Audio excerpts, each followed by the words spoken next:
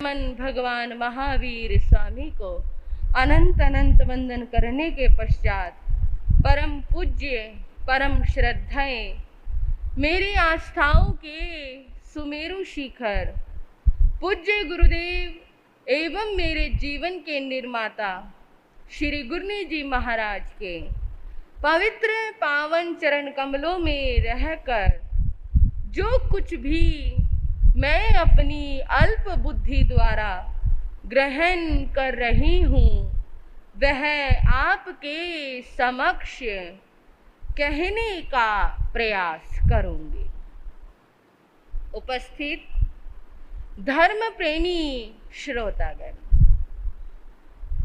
शासनपति भगवान महावीर स्वामी की करुणा की चर्चा चल रही है।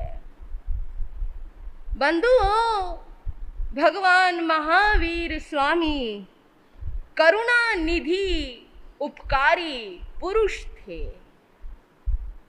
हम सभी उनके तीर्थ के एक अंग है। ये तीर्थ संसार को तैरने का एक साधन है। तीर्थ हो जाना बहुत बड़ी बात है। संसार में आपको सब कुछ मिल सकता है, धन दौलत परिवार सब कुछ पा सकते हो आप जो आप पाना चाहते हो, लेकिन तीर्थ का मिलना, तीर्थ हो जाना बहुत मुश्किल है, परम दुर्लभ है। ये किसी सौभाग्यशाली व्यक्ति को प्राप्त हुआ करता है। और बंधुओं, इस तीर्थ को पाने के लिए सम्यक दृष्टि देवता भी प्रतिदिन लालायित रहते हैं।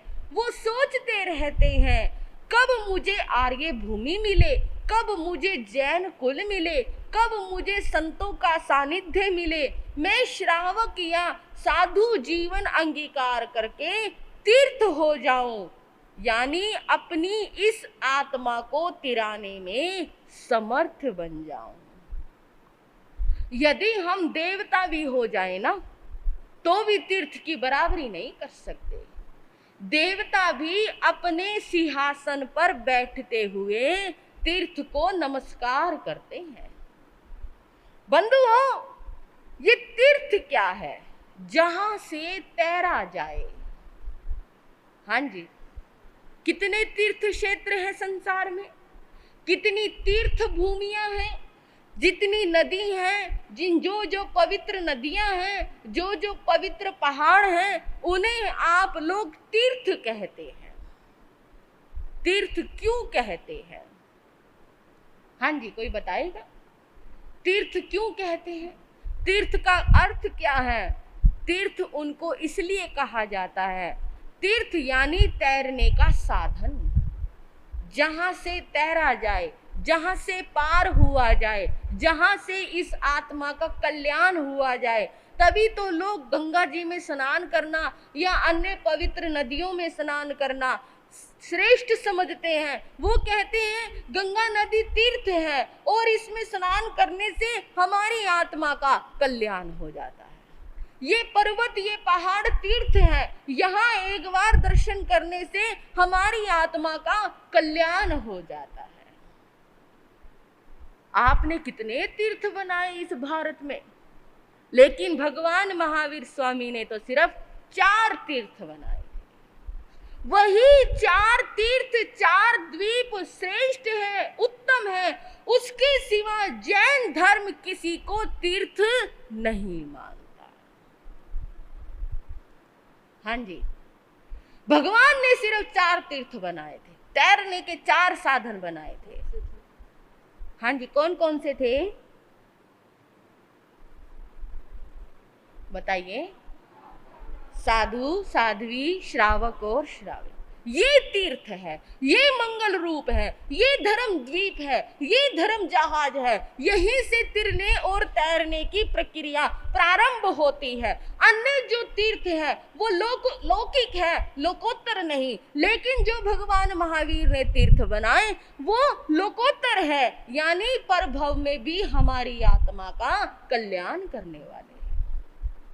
ये जो तीर्थ है, जो ये जगत के लिए भगवान महावीर ने महादान दिया, ये महावीर प्रभु की करुणा का प्रतीक है। जो मैं आपको बताने जा रही हूं, ये उनकी करुणा का प्रतीक है। तीर्थ स्थापना क्यों? भगवान को तो केवल ज्ञान प्राप्त हो चुका था। वो केवल ज्ञान जिसे पाने के लिए भगवान महावीर ने 12.5 वर्ष तक की कठोर साधना, उन्होंने ये 12.5 वर्ष की कठोर साधना सिर्फ और सिर्फ केवल ज्ञान प्राप्त करने के लिए की थी। केवल ज्ञान प्राप्त हो गया, अब काम समाप्त हो गया, बस। चाहते तो भगवान महावीर मौन हो सकते थे, चाहते तो किसी गुफा में बंद हो सकते थे। क्या जरूरत थी भगवान महावीर को उपदेश देने की? क्या जरूरत थी भगवान महावीर को 4 तीर्थ की स्थापना करने की? लेकिन नहीं, उनकी करुणा, उनकी दया, उनकी इस करुणा ने उन्हें मौन नहीं रहने दिया। क्योंकि जब वो केवल ज्ञान का महासूर्य इस जगत के प्रत्येक पर्याय को, प्रत्येक पदार्थ को, प्रत्येक पुद्गल को, अनंत अनंत द्रव्यों को देख रहा था, संसार के प्रत्येक दुख को देख रहा था, संसार के प्राणियों को इस रूप में, कष्ट रूप में देखकर भगवान की करुणा मौन नहीं रह सकी। उनका मौन रहना जगत के लिए कल्याणकारी नहीं था। ये तो स्वार्थ की भावना हो जाती, मुझे मिल गया, मुझे दूसरों के लिए क्या जरूरत है इतना सब कुछ करने की? नहीं, लाखों लाखों आत्माएं उनके मौन रहने से अंधकार में खो जाती। फिर कौन कल्याण करता गौतम स्वामी का? कौन कल्याण करता चंदन बाला का? कौन कल्याण करता उन लाखों भव्य जीव आत्माओं का जिन्होंने इस तीर्थ में स्नान करके अपनी आत्मा का कल्याण किया? बंधुओं, अगर प्रभु महावीर मौन हो जाते, क्रियाकांड, बलि प्रथा, स्त्री प्रथा का बढ़ावा और ज्यादा मजबूत होता चला जाता, चारों तरफ विनाश का तांडव हो जाता, इस पंचम आरे में ही छठा आरा आ जाता यदि प्रभु महावीर मौन हो जाते। इसलिए भगवान महावीर इस जगत का कल्याण करने के लिए लोगों के मध्य में आ गए, जनता के बीच में आ गए और ये जगत धन्य बन गया। भगवान महावीर को पाकर ये पृथ्वी धन्य हो गई, ये जगत का कोना कोना धन्य हो गया। और जब भगवान महावीर ने उपदेश देना प्रारंभ किया तो अनेकों अनेकों भवी जीवात्माएं धन्य धन्य हो गई। लाखों लाखों प्राणियों ने वो अमृत पिया और मुक्त हो गए। उसी प्रकाश को गतिमान करने के लिए भगवान महावीर ने तीर्थ का प्रवर्तन किया, जिस तीर्थ के मुखिया बने गंधर गौतम स्वामी, और इस तरह 11 गंधरों में आचार्य श्री सुधर्मा स्वामी भगवान महावीर की परंपरा के संवाहक बने। उनके शिष्य जंबू स्वामी उस परंपरा को आगे ले जाने वाले बने, और वही शिष्य जंबू स्वामी अपने गुरु सुधर्मा स्वामी से पूछ रहे हैं, मेरे प्रभु महावीर कैसे थे? उनका ज्ञान दर्शन चारित्र कैसा था? गुरुदेव मुझे बताओ, मैं उस परम कल्याणकारी, उस परम पिता परमात्मा के विषय में जानना चाहता हूं। उस समय सुनाना प्रारंभ किया सुधर्मा स्वामी ने।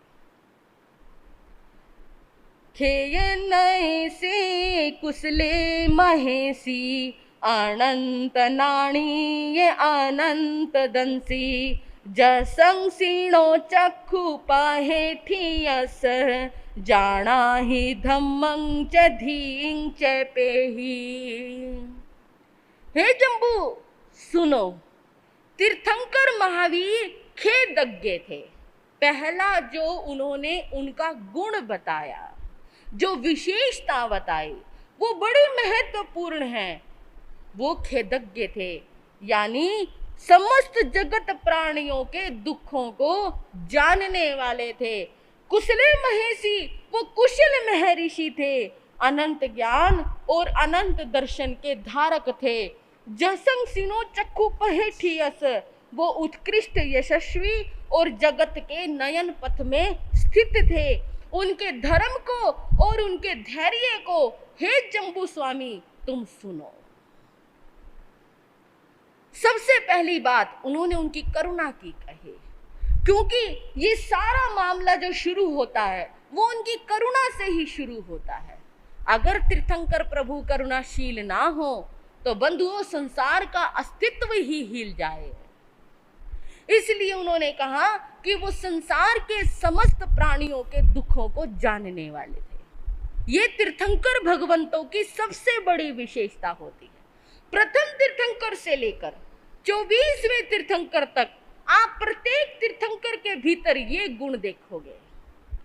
आज सृष्टि की जो रचना है, आज हमें जो भोजन पानी ये सब सुलभ सुविधाएं प्राप्त हैं, आज हम जो खाना पहनना जानते हैं, ये किनकी करुणा का प्रतीक है? भगवान आदिनाथ की करुणा का प्रतीक है। अगर तीर्थंकर भगवान ये सोचते मुझे क्या जरूरत है, मैं क्यों खेती करना सिखाऊं, मैं क्यों पढ़ना सिखाऊं, मैं क्यों लिखना सिखाऊं, मैं क्यों इनको युद्ध करना सिखाऊं, इससे पाप कार्य बढ़ेगा, लोग ज्यादा से ज्यादा युद्ध करेंगे, इसमें मुझे क्या प्रॉफिट होगा। अगर भगवान आदिनाथ ये सोच लेते तो फिर आज हमारे पास क्या होता? आज हमारे पास जो कुछ है वो प्रथम तीर्थंकर आदिनाथ प्रभु की करुणा का प्रतीक है। 23वें तीर्थंकर भगवान पार्श्वनाथ, जिन्होंने गृहस्थ जीवन में रहकर एक इतिहास कायम किया और सर्प जलते हुए सर्प युगल को उन्होंने किस तरह से कमठ की उस पंचाग्नि तपरूपी अग्नि से उस लक्कड़ को बाहर निकाला और उस सर्प युगल को धर्म का उपदेश दिया, नवकार महामंत्र दिया और उनकी आत्मा का कल्याण किया। ये तीर्थंकर पार्श्वनाथ प्रभु की करुणा का प्रतीक है। कल हम सुन रहे थे 22वें तीर्थंकर श्री अरिष्टनेमी भगवान को, उनका भी जीवन में एक ऐसी घटना उनके जीवन में घटित हुई जिन्होंने पूरे इतिहास को हिलाकर रख दिया, जिन्होंने लोगों को ये संदेश दिया, तुम्हारी खुशियों में किसी का दुख नहीं होना चाहिए, तुम्हारी खुशियों से किसी की बर्बादी नहीं होनी चाहिए। प्रत्येक कार्य ऐसा करो जिसमें किसी को कष्ट ना हो, किसी को दुख ना हो, किसी की आंख में आंसू ना आए।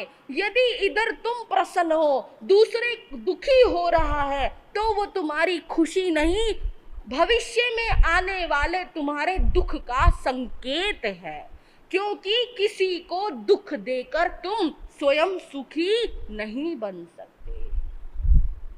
लेकिन आजकल लोग कुछ और ही सोच रहे हैं। वो सोचते हैं हमें सुखी होना है और हमारे सुख के पीछे चाहे कोई दुखी हो, चाहे कोई रोए, चाहे कोई कष्ट में रहे, चाहे कोई प्रताड़ित हो, हमें इस बात से कुछ लेना देना नहीं बंधुओं। यदि ऐसा ही होता तो वो तीर्थंकर महाप्रभु जो इतना उपदेश दे रहे हैं क्यों देते? क्यों भगवान महावीर जी और जीने को संदेश देते? क्यों भगवान महावीर की करुणा उन्हें यहां तक ले आई? चिंतन करके देखो।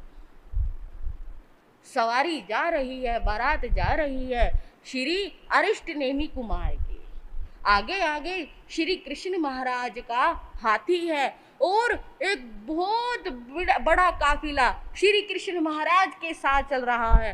बीच में अरिष्टनेमी का काफिला है, उनका रथ चल रहा है और सबसे पीछे और बाराती नाचते गाते मनोरंजन करते हुए जा रहे हैं। ढोल नगाड़े बज रहे हैं, शहनाइयां बज रही हैं और वो बारात चलते चलते पहुंच रही है उस जूनागढ़ नगरी में, जिस जूनागढ़ नगरी की राजकुमारी राजुलमती के साथ अरिष्टनेमी का विवाह होने जा रहा।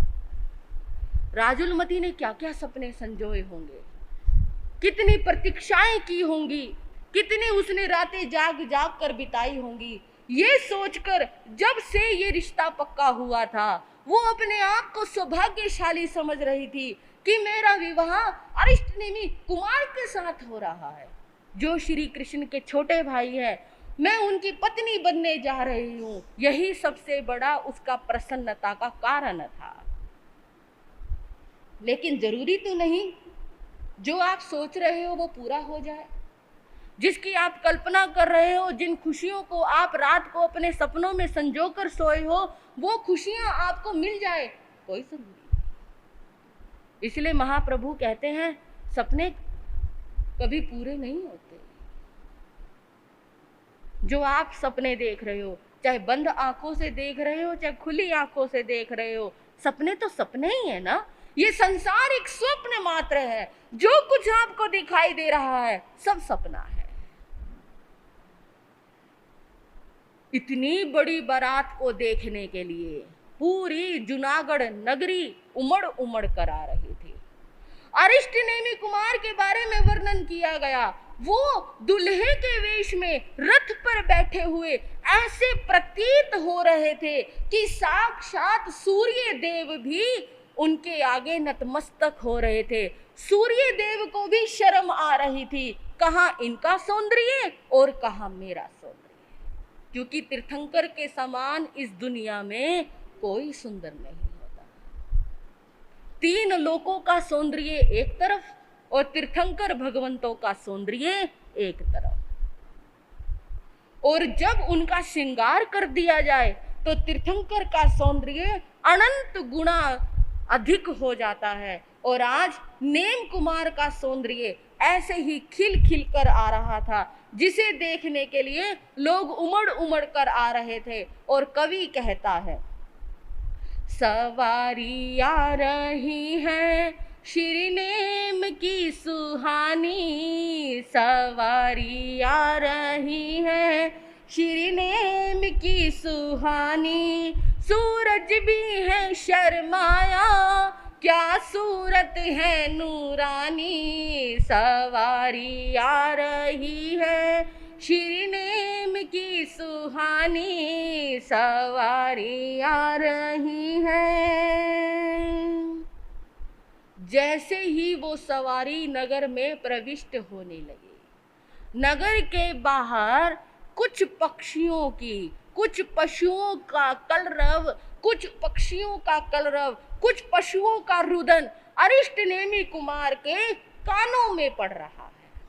उन्हें ऐसा प्रतीत हो रहा है जैसे कोई मुझे पुकार पुकार कर अपनी रक्षा की भीख मांग रहा हो। जैसे ही वो करुण क्रंदन, देखो कितने लोग थे, 56 करोड़ बाराती थे, इसके अतिरिक्त भी कितने लोग थे। किसी को क्या उन पशुओं की पुकार नहीं सुनाई दी? किसी को उन पक्षियों का कलरव नहीं सुनाई दिया? लेकिन सुनाई दिया तो सिर्फ नेम कुमार को, क्योंकि उनके भीतर में करुणा थी, दया थी। औरों को क्या लेना, औरों को कुछ नहीं लेना था। और तो विवाह महोत्सव में शामिल हुए थे, नाच गान किया, खाया पिया और चले गए। लेकिन जिसका विवाह हो रहा है उसको तो फर्क पड़ता है। ये चित्कार, ये करुण पुकार किसकी, ये आवाजें कहां से आ रही है? सोचने को मजबूर हो गए वो नेम कुमार। बत्तख बगुले हंस व सारस बंधे बंधे कुरलाते हैं, कोयल चिड़िया तोता मैना रोते मन कल पाते हैं। बत्तख बगुले हंस व सारस बंधे बंधे कुरलाते हैं, कोयल चिड़िया तोता मैना रोते मन कल पाते हैं। सुनी नेम जी ने जो ही आहो जारी, करुणा से भरी गए करुणा पुजारी कहाँ सारथी से, ये क्या मामला है, तुम्हारे विवाह का ही ये सिलसिला है, तुम्हारे विवाह का ही ये सिलसिला है। सुनते ही बस दुखित हुए और भीग गए वैराग में, सवारी आ रही है श्री नेम की सुहानी, सवारी आ रही है। वैसे तो अवधि ज्ञान के धारी थी, लेकिन फिर भी उन्होंने अपने रथ के सारथी से पूछा, सारथी ये आवाजें कहाँ से आ रही है, ये करुण पुकार कौन कर रहा है, ये चित्कार भरी आवाजें मुझे पीड़ा दे रही है, बताओ सारथी ये किन की आवाजें हैं। सारथी मुस्कुराया और कहने लगा, राजकुमार क्या आप नहीं जानते, यहाँ पर एक बहुत बड़ा बाड़ा है और उस बाड़े में हजारों पशु पक्षियों को रोका गया है। क्यों रोका गया है? राजकुमार आपके विवाह में जो इतने लोग आए हैं, उन लोगों में कुछ मांसाहारी लोग भी हैं, उन लोगों के भोजन के लिए इन पशु पक्षियों को बांधा गया है। ये तुम क्या कह रहे हो? मैं सही कह रहा हूं महाराज, ऐसा ही है। थोड़ी ही देर में इन सभी पशु पक्षियों को इन मांसाहारी लोगों के भोजन के लिए इस्तेमाल किया जाएगा। नहीं, ऐसा नहीं हो सकता, ऐसा ही होगा। मेरी शादी और इन जीवों की बर्बादी ये मैं नहीं करने दूंगा। लेकिन राजकुमार उन लोगों के भोजन की व्यवस्था है, अगर ऐसी बात है तो ये शादी ही नहीं होगी। सुनकर रथ तो वहीं रुक गया, रथ यहीं रोक दो। रथिक ने रथ रोक दिया, बारात रुक गई, बाजे बंद हो गए, शहनाइयां बंद हो गई, चारों तरफ ये बात हो गई, क्या हो गया भाई, रथ आगे क्यों नहीं जा रहा, बाजे क्यों बंद हो गए, शहनाइयां क्यों बंद हो गई, बात क्या हुई? रथिक अब ये शादी नहीं होगी। जिस चीज से इन जीवों की बर्बादी हो, वो सुख क्या है जिस सुख को पाने के लिए किसी को दुख पहुंचाया जाए, किसी को पीड़ा पहुंचाई जाए, एक जिंदगी बसाने के लिए हजारों जीवों की जिंदगी उजाड़ी जाए, उस जिंदगी का क्या प्रयोजन, उस जिंदगी का क्या फायदा है? मुझे नहीं करवानी ऐसी शादी।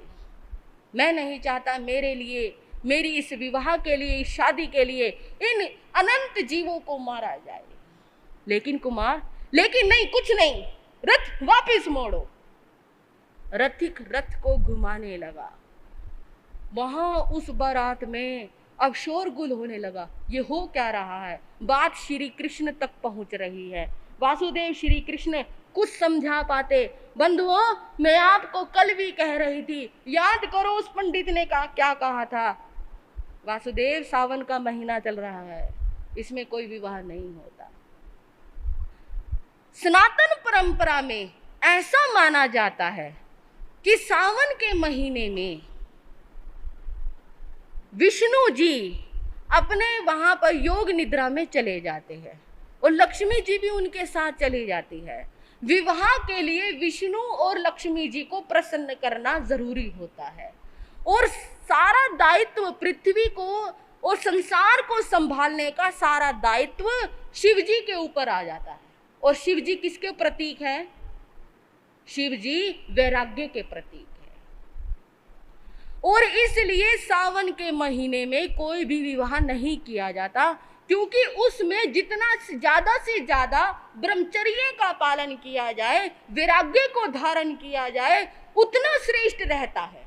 जितना इंसान वैराग्य को धारण करता है, उतना कहते हैं शिव जी उन पर प्रसन्न रहते हैं। अगर सावन के महीने में विवाह कर लिया जाए तो वो श्रेष्ठ नहीं माना जाता, क्योंकि विवाह के लिए विष्णु जी और लक्ष्मी जी का होना बहुत जरूरी है।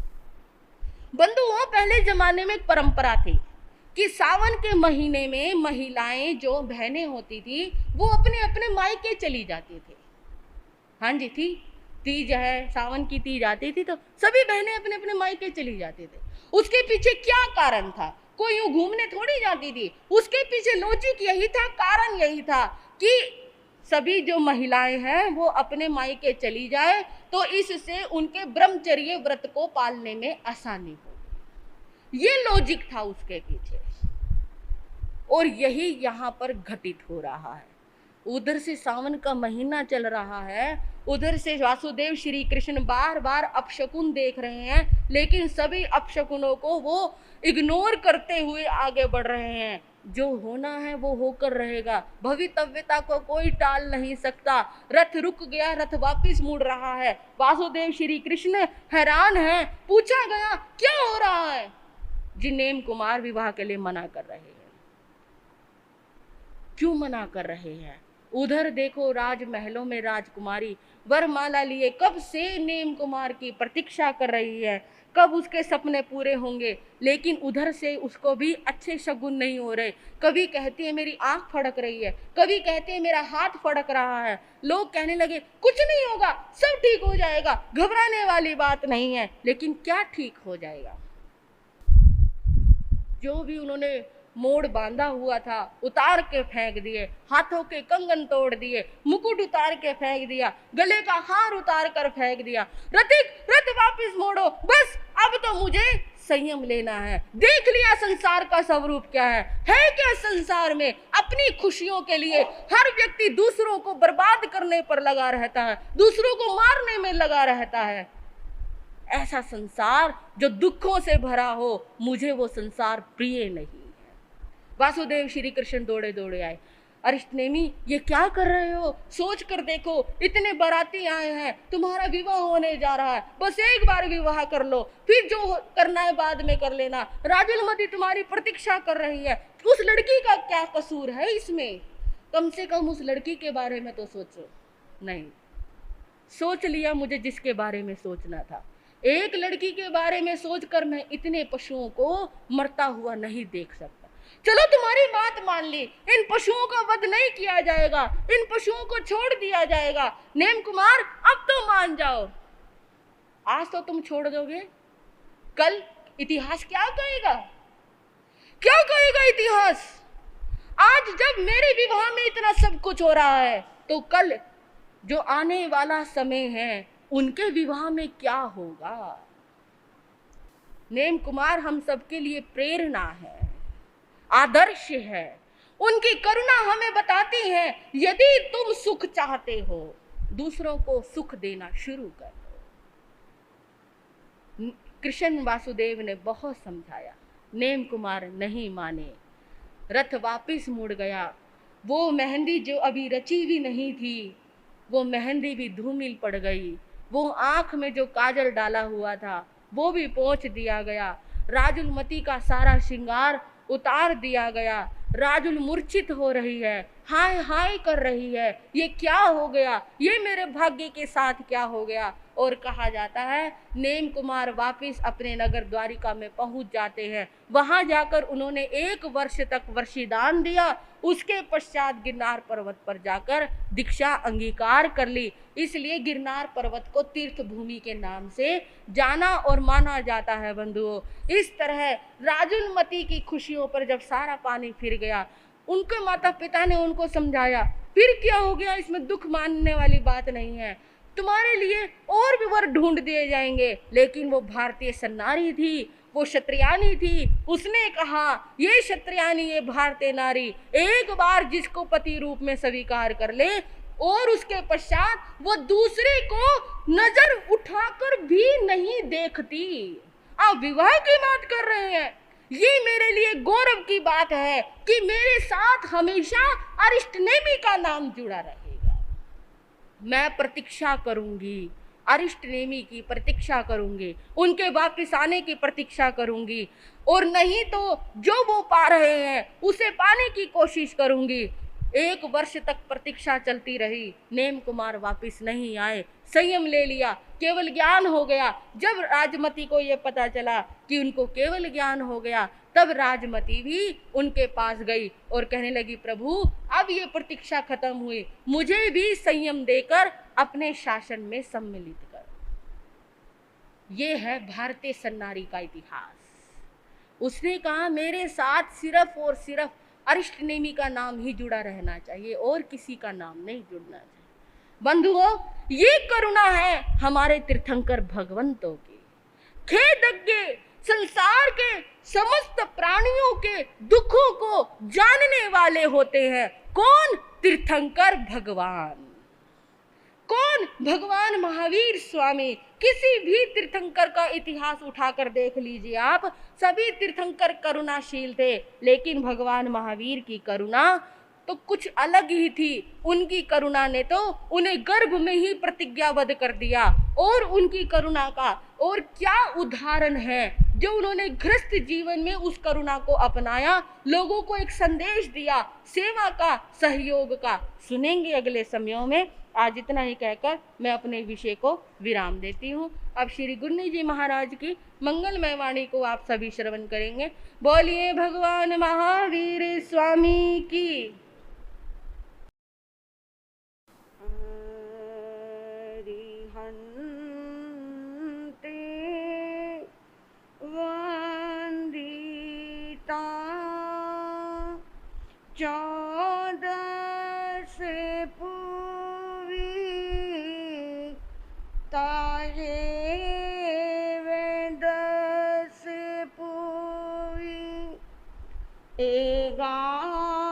संगम सुतथ धारा ये सब साहुए। धर्मानुरागी सुश्रावकगण एवं शीलवती बहिनों, परम आराध्या, परम पूजनीय श्री गुरनी जी महाराज के श्री चरणों में रहकर जो कुछ मैं ग्रहण कर रही हूँ, आपके समक्ष कहने का प्रयास करूँ। अभी आप सुन रहे थे, संसार बसाने का समय सावन का महीना नहीं होता।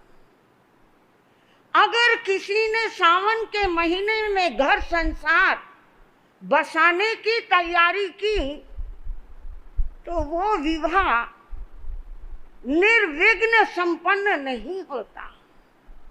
मन में एक सवाल आता है, दूसरों की खुशियों को नोचकर, दूसरों की खुशियों को कुचलकर कोई अपने लिए खुशियों का संसार रचाए तो आखिर कैसे रच सकता है? दूसरों की आहें, दूसरों का करन करंदन वो हमारी खुशियों को छेद देगा, भेद देगा, लेकिन लोग इस बात को समझ नहीं रहे। आज विवाहों में कल्चर के नाम पर, सभ्यता के नाम पर, संस्कृति के नाम पर, फ्रेंडशिप और अपने रिलेशनशिप के नाम पर आज विवाहों में सुरापान का प्रयोग किया जा रहा है। कभी ये काम छिपकर किया जाता था, लेकिन महाप्रभु फरमाते हैं कि कोई बुरा काम चाहे छिपकर किया जाए या उजागर किया जाए, पाप पाप है। अगर उस पाप को 100 बार साबुन से धो लोगे तो वो पाप धर्म नहीं बन जाएगा। अभी पिछले दिनों महिला दिवस मनाया गया। महिलाओं का सर्वोच्च स्थल विश्व में बताया गया, लेकिन उस समय शर्म से आंखें नम जाती हैं जिस समय हम ये सुनते हैं कि आजकल विवाहों में शराब परोसी जाती है तो किसके माध्यम से? क्या बैरा उस शराब को परोसता है? वो छोटी छोटी बेटियां जो गरीब घरों की होती हैं, जो आपकी भी बेटियां लगती हैं, उन बेटियों को छोटे छोटे वस्त्र पहनाकर उनके हाथ में शराब की ट्रे देकर, वो जब ट्रे आप लोगों तक पहुंचती है और आप हंसते हंसते उस शराब का अगर सेवन करते हैं, तो ये बहुत हमारे जैन समाज के लिए, हमारे हिंदू समाज के लिए ये बहुत शर्म की बात है। कभी उन बेटियों में अपनी बहन, अपनी बेटी की रूह को देखना, आपका हाथ कभी उस शराब के गिलास तक नहीं बढ़ पाएगा। हमें कहाँ तो उस बात का विरोध करना चाहिए था, कहाँ आज ये चलन दिन प्रतिदिन बढ़ता जा रहा है। महाप्रभु कह रहे हैं, किसी की हिंसा करने से खुशियों पर अंकुश लगेगा। ये खुशियां जिन्हें आप बटोरना चाहते हो वो खत्म हो जाएंगी। ये खुशियां नश्वर हैं, ये शाश्वत खुशी नहीं है। इसके साथ साथ थोड़ा चिंतन करेंगे, जिन लोगों ने सावन के महीने में विवाह नहीं किया, किसी अन्य महीने में पंडितों से मुहूर्त निकलवा कर अगर विवाह किया है, तो क्या उनका विवाह सुरक्षित है? क्या उनका दाम्पत्य जीवन बिल्कुल सुखी है? वहां आज जिंदगी, वहां आज खुशियां असुरक्षित हैं। उनकी खुशियां आज खतरे में पड़ गई हैं और वो खतरा मंडरा रहा है आज विद्यावती के सिर पर। वो लकड़हारा अपनी कमर झुकाए हुए विद्यावती को अपने घर की ओर ले जा रहा है। जैसे ही वो अपने घर के दरवाजे पर पहुंचा, लकड़हारे की पत्नी अंदर से बाहर निकली और उसने देखा मेरे पति के साथ एक इतनी सुंदर रूपवती नारी आ रही। मेरा पति इसे लेकर अंदर प्रवेश करे। वो आंधी और तूफान की तरह लकड़हारे पर बरसने लगी। तुम इसे किस लिए घर में लेकर आ रहे हो? मैं तुम्हारी दाल में जो काला है मैं सब जानती हूं। मैं सुंदर नहीं हूं, इसलिए तुम इस नारी को घर में लाकर इसे अपनी पत्नी बना लोगे। शंकाओं का घुन मन में लगने लगा। घुन समझते होंगे आप? लकड़ी को अगर घुन लग जाए, कितना ही कीमती फर्नीचर हो, अंदर ही अंदर वो खोखला होता चला जाता है। ऊपर की चमक दमक से वो जो फर्नीचर है, अब वो फर्नीचर काम का नहीं रहता। लकड़हारा शर्म के मारे मुंह नीचे करे हुए खड़ा है। वो सोच रहा है विद्यावती क्या करेगी, इस पत्नी को कैसे समझाऊं कि ये मेरी पत्नी नहीं, ये मेरी धर्म बहन है और मैं राज आज्ञा के अनुसार अपनी बहन को अपने यहाँ लेकर आ रहा हूं। समझाया लेकिन नहीं समझ में आया, क्योंकि महापुरुष कहते हैं मन में अगर किसी के सोतिया डहा आ जाए, सोत को सोकन भी कहते हैं, अगर आंख में एक कण डल जाए, मिट्टी का तिनके का एक कण आंख में डल जाए तो आंख से पानी बहने लगता है।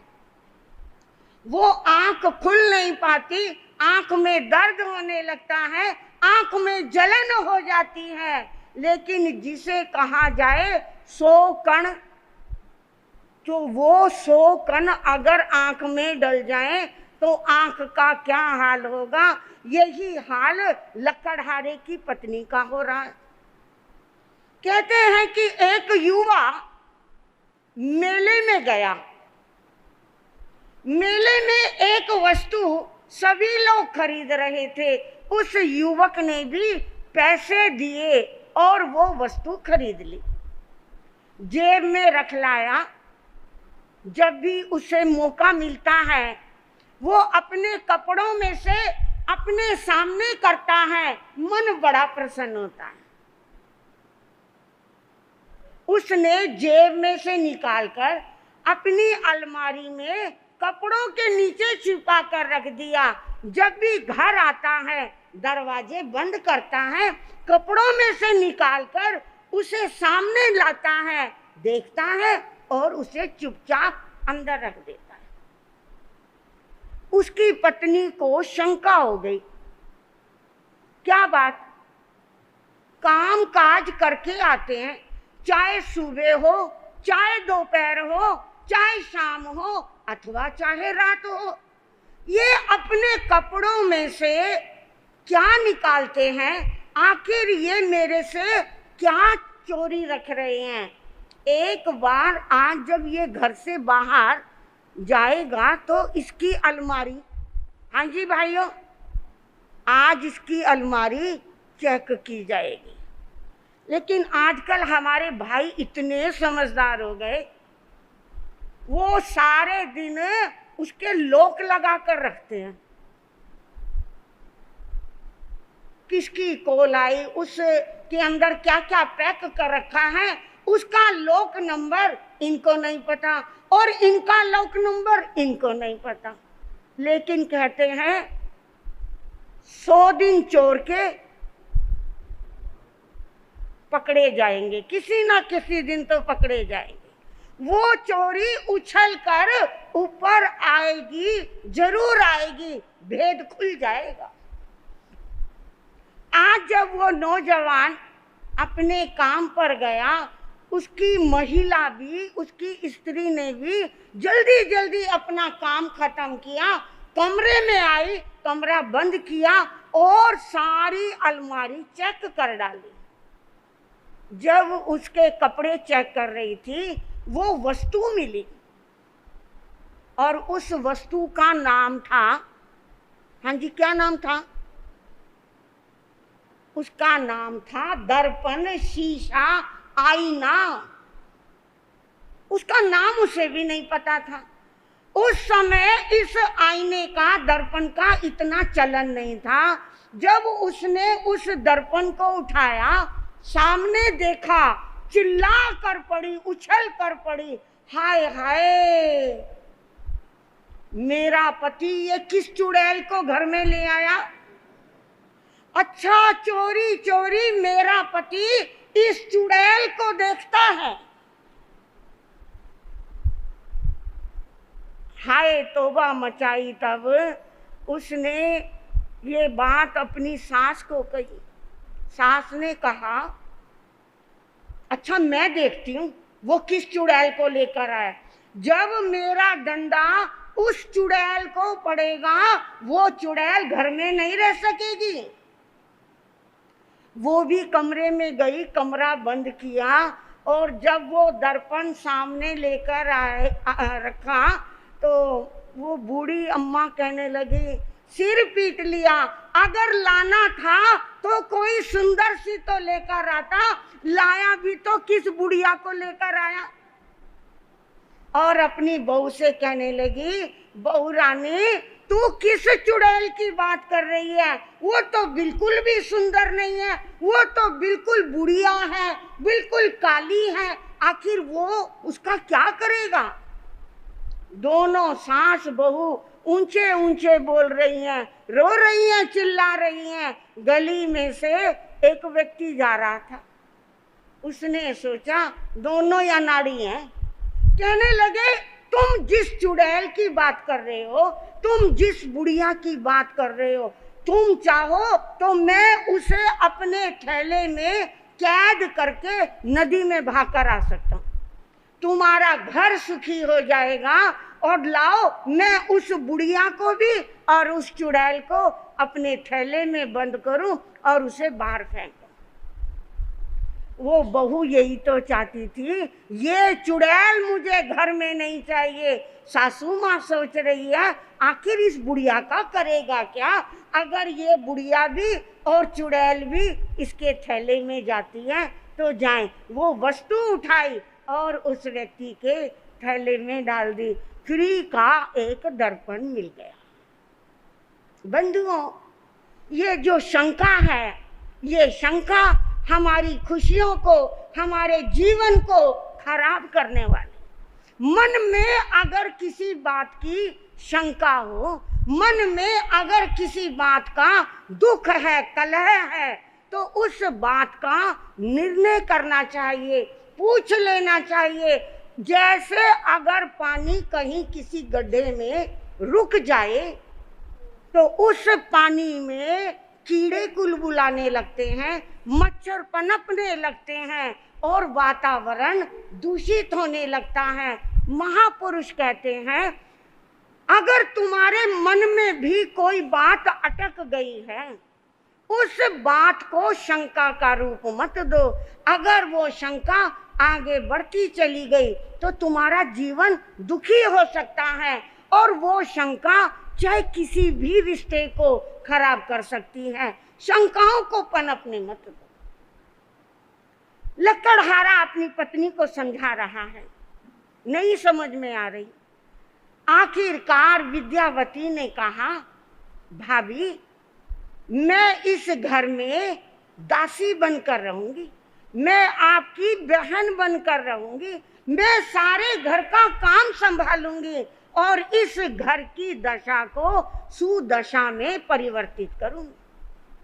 तुम्हें किसी बात की चिंता नहीं, तुम तो मालकिन बनकर मेरे को केवल ऑर्डर देना और सारा काम चुटकियों में होगा। लकड़हारे की पत्नी सोचने लगी, आज तक मैं मालकिन नहीं बनी, अगर इसके आने से मैं मालकिन बन सकती हूँ तो इसमें घाटे का काम क्या है? अच्छा तू काम करेगी? हाँ, तो सबसे पहले जो बाहर ये इतना सामान फैला हुआ है, सबसे पहले इसको ठीक कर। हाँ हाँ, क्यों नहीं। विद्यावती ने अपने कपड़ों को कसा। सबसे पहले घर के चारों तरफ जो गंदगी फैली हुई थी, उस गंदगी को साफ किया, उसको समतल किया और करने के बाद अब लकड़हारे से मिट्टी मंगवा रही है और मिट्टी और गोबर का लेप से वो उस झोपड़ी को ठीक कर रही है। ठीक करते करते अब लकड़हारे की पत्नी ने देखा, इतना समय हो गया, मैं आज तक इस घर को ठीक नहीं कर पाई। जब से ये आई है, इसने घर के बाहर का वातावरण कितना अच्छा कर दिया। ये झोपड़ी जो बरसों से कभी व्यवस्थित नहीं हो पाई थी, आज ये झोपड़ी कितनी अच्छी लग रही है। अब नंबर आया मैले कपड़ों का। साबुन की एक टिक्की मंगवाई जा रही है। विद्यावती ने घर में जितने मैले कुचैले कपड़े थे, उन सारे मैले कपड़ों को धोया, कपड़ों को सुखाया। धीरे धीरे घर की व्यवस्था सुधर रही है, लेकिन प्रतिज्ञा क्या है?